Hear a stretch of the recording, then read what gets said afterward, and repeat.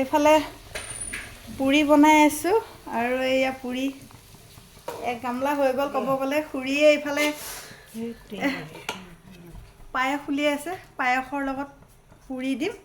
আৰু খুৰীহঁতৰ ঘৰত মানে আজি আই সকাম পতা গৈছে, এইফালে ভাবিও মোক হেল্প কৰি দি আছে আৰু মই এইফালে পুৰি ভাজি আছোঁ আই সকামৰ কাৰণে।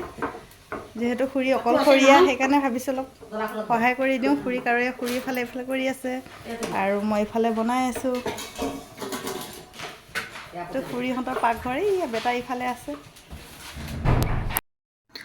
আৰু আমাৰ ভিতৰত পুৰি বনোৱা কামো শেষ হৈ গ'ল আৰু এইফালে আইনামো সামৰণি মাৰিলে আৰু এইফালে প্ৰসাদ দিবলৈ আৰম্ভ কৰিছে। 5 গৰাকী আই গোপিনীক নিমন্ত্ৰণ কৰা হৈছে আই সকামলৈ।